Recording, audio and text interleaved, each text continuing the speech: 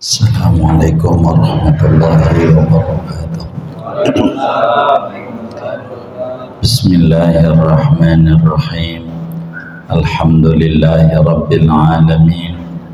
Salatu wassalamu ala sayyidina Muhammadin wa ala alihi wa sahbihi ajma'in. Qala al-imam al-muallif rahimahullah wa nafa'ana bihi wa bi barakati ulumi wa ghafara lahu wa limasyayikhihi wa limasyayikhina amin. Babu syurutis salati, adapun ini yaitu bab menjelaskan tentang syarat-syarat as-sah salat. Asyurutu li sihhatis salati arba'atun, adapun syarat-syarat bagi kesahan salat yaitu ada 4 perkara. Al-awwalu at-taharatu anil hadatsaini wa anin najasati allati la yu'fa anha fil jasadi wal malbusi wal makani. Adapun yang pertama yaitu suci daripada 2 hadas dan daripada najis yang tidak dimaafkan daripadanya pada badan dan pakaian dan tempat. Wasani satrul aurati min a'lal badani wa jawanibihi lil qadiri alaihi. Adapun yang kedua yaitu menutup aurat dari bagian atas badannya dan si samping-sampingnya bagi orang yang mampu atas menutup. Walau shalla fi dzulmati munfaridan anin nasi, sekalipun ia sholat di kegelapan padahal menyendiri daripada manusia. Wallahu a'lam bishawab. Saudara sekalian yang mulia,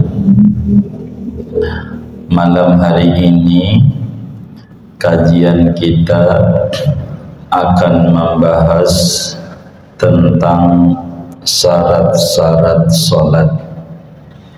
Jadi syarat sholat itu ada 2. Ada namanya syarat wajib sholat, ada namanya syarat sah sholat. Berbicara syarat wajib sholat udah kelewat, sehingga maksud bab ini adalah membahas syarat-syarat kesahan sholat.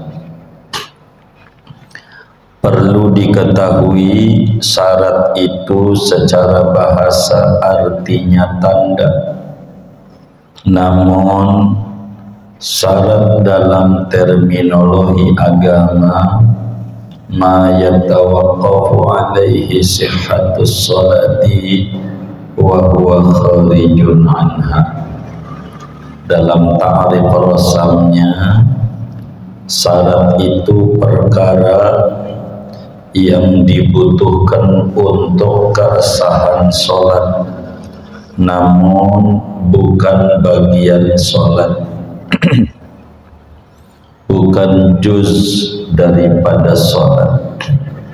Kayak wudu, di mana sholat dibutuhkan wudu, tapi wudu di luar sholat, bukan bagian sholat. Tapi sholat tidak sah bila kemudian tidak punya wudu, tidak punya wudu. Berbeda dengan rukun salat. Kalau rukun adalah perkara yang dibutuhkan untuk kesahan salat dan dia merupakan bagian unsur daripada salat, kayak sujud itu. Sujud itu sholat, kalau enggak sujud tidak sah.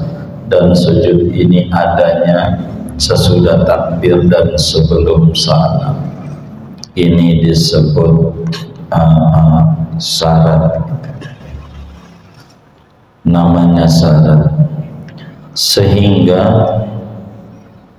bila mana sholat itu ketiadaan syaratnya, maka dengan sendirinya sholat itu tidak sah dan wajib diulang kembali.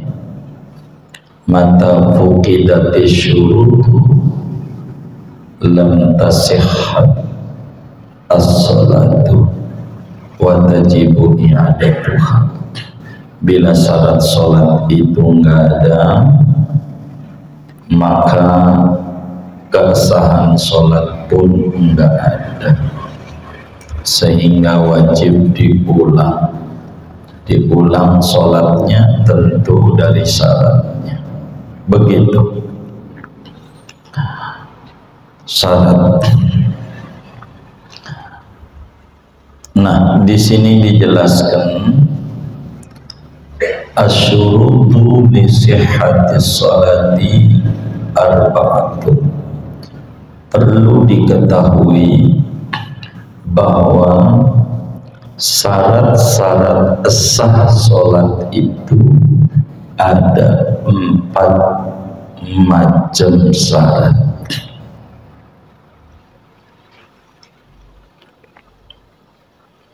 Ada 4 macam. 4 macam.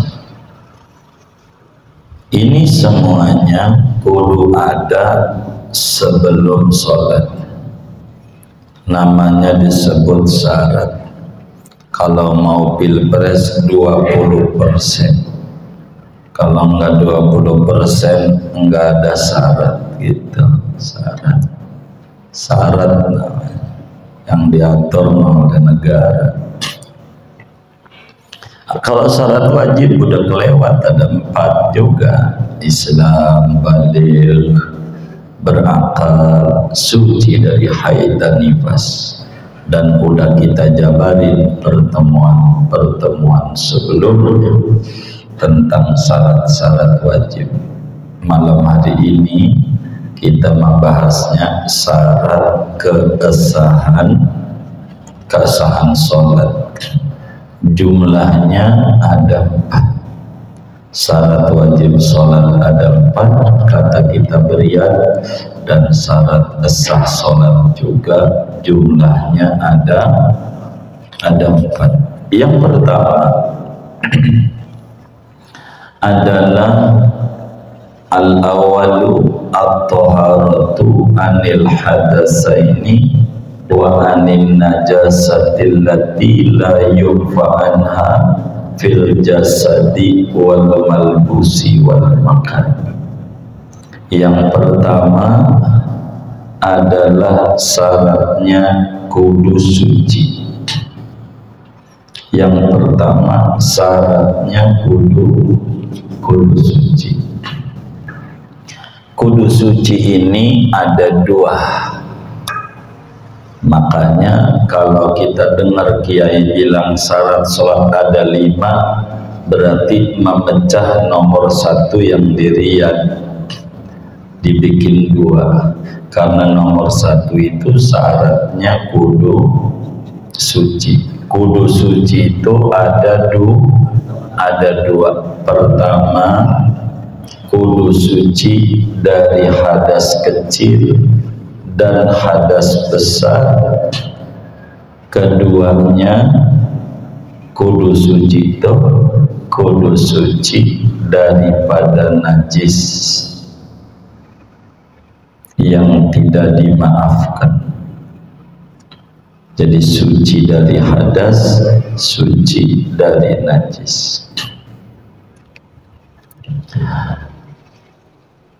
Yang pertama dari nomor 1. Kalau bahasa Indonesia A atau A, 1A, 1B. Suci dari hadas. Suci dari hadas ini artinya baik hadas kecil maupun juga hadas besar. Di dalamnya kudu punya wudu, kudu tidak ada junub. Hadas besar tuh, kalau junub kudu mandi dulu gitu. Itu begitu. Kudu suci. Ya, alat bersucinya ya bisa dengan air wudu, bisa pengganti air seperti tayamum. Begitu. Seperti tayamum. Ini namanya disebut syarat. Singkatnya kudu suci dari hadas kecil dan hadas besar. Hadas besar itu junub, habis bersetubuh, atau habis keluar mani, atau haid, nifas, wiladah. Sehingga saudara-saudara sekalian, orang yang berhadas, singkatnya enggak punya wudu, pastikan sholatnya tidak sah.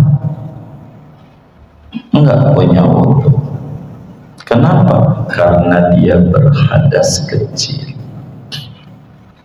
Bagaimana kalau kemudian lupa, enggak punya wudu sholat tuh isya, udah salam ingat kalau dia enggak punya wudu, ya wudu ulang sholat tadi, sebab ketiadaan syarat. Bagaimana kalau seminggu? Ya seminggu diulang, begitu, tergantung. Itu namanya syarat. Tadi dijelaskan ketiadaan syarat berimbas ketiadaan yang disyaratkan. Sholatnya tidak sah, wajib diulang. Begitu juga junub, hadas besar, malam habis tidur sama bini, begitu emang kebetulan kudu ngimamin jadwalnya, bangun kesiangan, udah adzan, wudu aja, lari aja ke masjid ngimamin, udah salam wiridan pulang, makan nasi uduk sama semur jengkol. Ingat kalau belum mandi, bagaimana tuh? Ya sholat subuhnya kagak sah. Orang belum mandi, namanya syarat pertama nih nggak ada, kudu suci dari hadas kecil besar. Dia berhadas besar. Jadi gimana? Ya mandi, habis mandi ulang sholatnya tuh. Jam 7 ya jam 7 lah. Makmum bagaimana? Enggak tahu mau enggak apa-apa, kecuali dianya cerewet ambil mik masjid yang tadi pagi makmum ame gue itu enggak sah, sebab gue belum mandi. Malam habis tidur sama bini 3 ronde berturut-turut sampai KO. Begitu, kayak begitu gitu, enggak sah karena berhadas.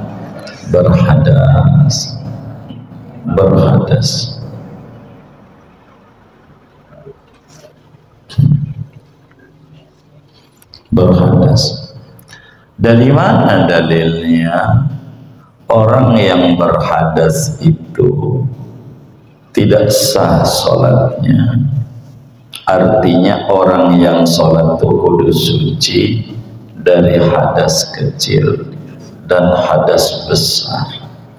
Dalam hadis yang diriwayatkan oleh Imam Muslim, di dalam Sahih Muslimnya dari sahabat Nabi Abdullah bin Umar radhiyallahu ta'ala anhuma, kata beliau, qala Rasulullah sallallahu alaihi wasallam, la yaqbalullahu salatan bighairi tahurin wala sadaqatan min ghululin.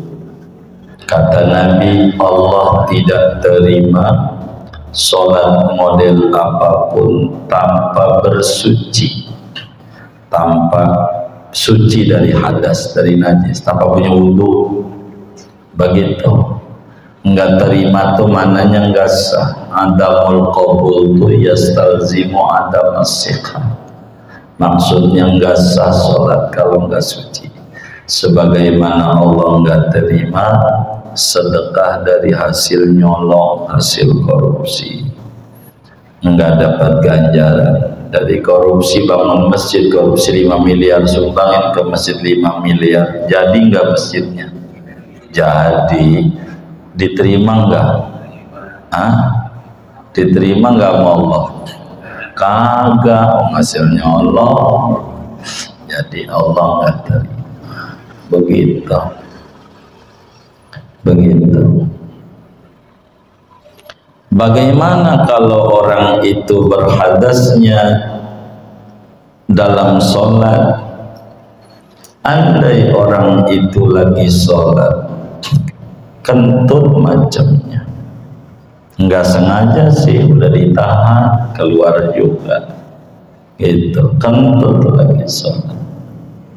Bagaimana tuh? Ya dengan sendirinya sholatnya batal, sebab tidak ada syarat.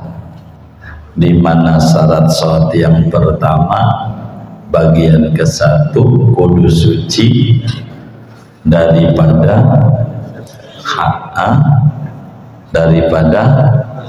hadas kecil dan hadas besar.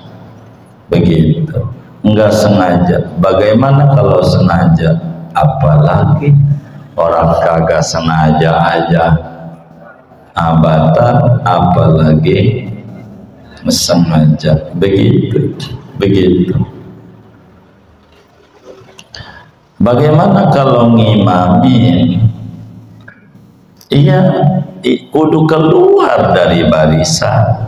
Bagaimana kalau jadi makmum? Kudu keluar dari barisan. Ngelangkain orang sholat kan dosa. Yang bagaimana dulu? Orang dia kentut, yang kudu keluar.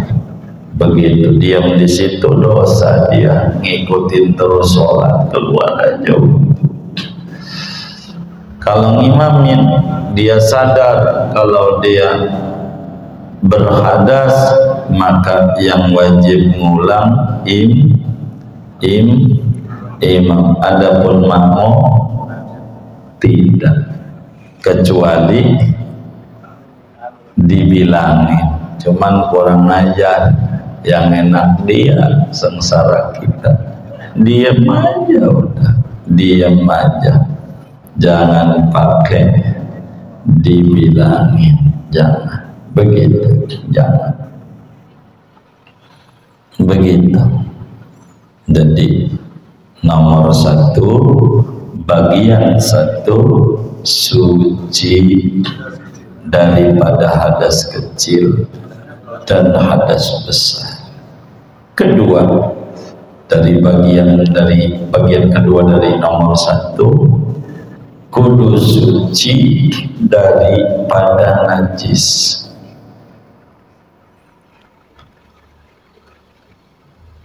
Najis yang bagaimana? Najis yang tidak dimaafkan dalam sholat. Kalau najis yang dimaafin dalam sholat enggak apa-apa.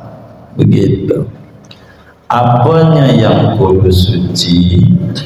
Yang kudu suci itu saudara, fil jasadi, badannya kudu suci.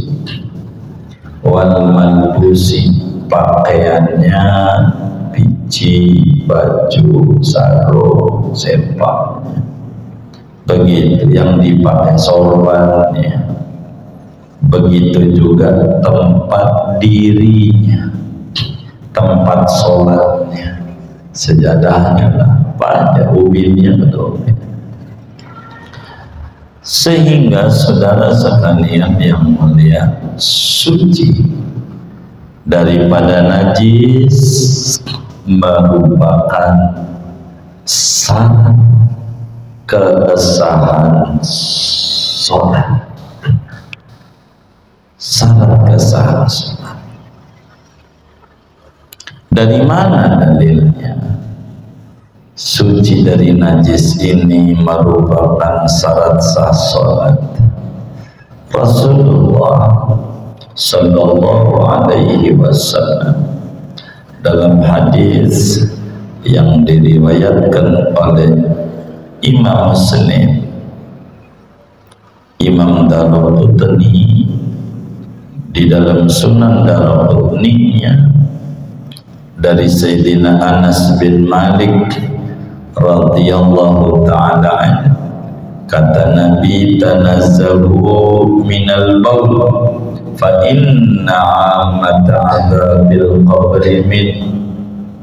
Ayo tuntasin, bersihin dari kencing, sebab mayoritas azab kubur itu berangkat daripada najis. Ini najis, kudu suci, kudu suci. Jangan sampai ada najis. Najisnya apa? Ya banyak ya. Najisnya ya kencing, nggak boleh tuh ada kencingnya sarung kita, karena kencing bocah lupa kita bawa sholat, udah salam ingat sarungnya karena kencing, ulang sholatnya. Jangan pakai sarung itu. Begitu, apa saja begitu. Ini najis. Panjangnya cara nyuci najisnya kudu benar, karena cuci bajunya kudu benar kalau ada najisnya, karena jangan sampai masih najis. Karena syarat yang pertama, bagian kedua, kudu suci dari najis. Suci dari najis, semuanya kudu suci. Begitu, apanya aja begitu, kudu suci.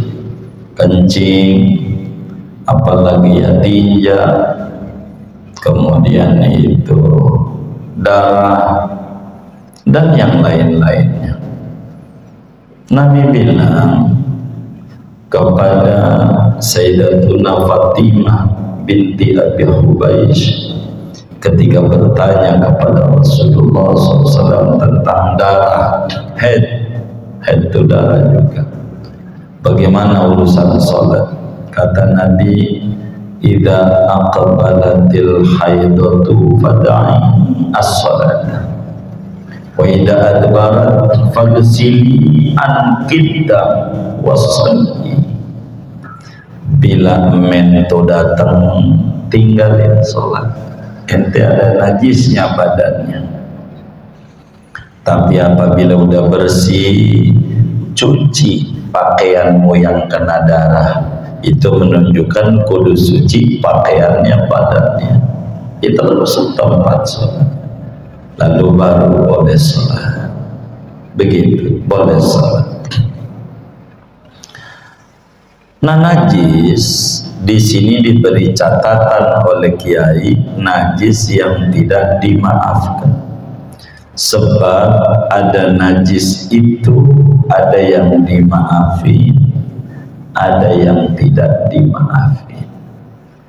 Najis pada sisi yang lain, ada darah bentuknya najis, ada non darah, bukan darah.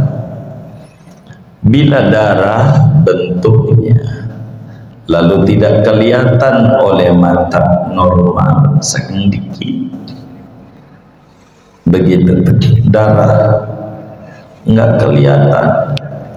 Ya, kalau nggak kelihatan darah bagaimana?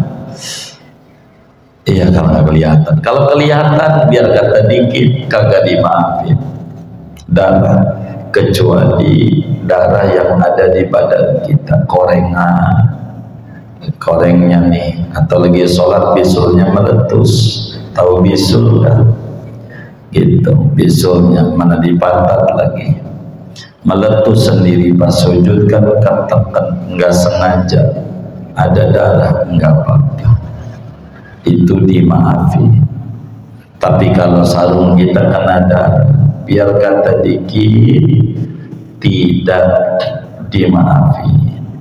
Tapi kalau enggak kelihatan mata, dimaafi karena sulit untuk menjaga, saking kecil.